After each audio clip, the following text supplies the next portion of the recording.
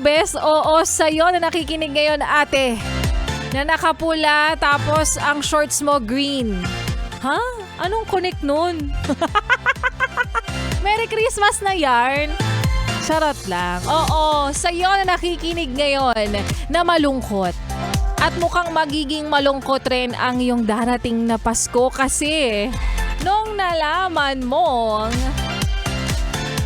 may 4 siyang kausap na iba, hindi ka naman masyadong sad pero thankful ka pa rin. Alam mo kung bakit ka thankful? Kasi nga, pasok ka pa rin sa top 5! Miss Universe yan.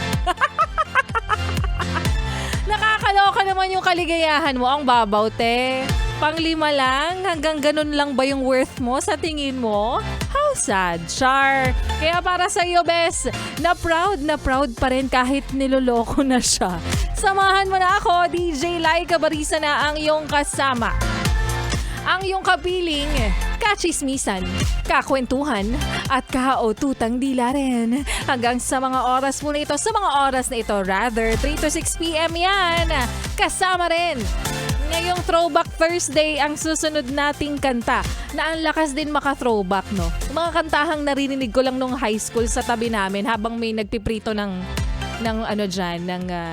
french fries. Tapos yung may nagtitinda ng santol na katabi, tapos may Carabao mango. Ha? Nakakaloka. Heto na nga ang kanta na para sa mga nanunuyo at hindi pa rin sumusuko. Kaya naman here's It's Sumo by Dice and K9. O diba, lakas maka-throwback. Dito lang yan. Sa iyong paboritong istasyon na kabanding, ang 101.1. Yeah. Yes, the best. Come on.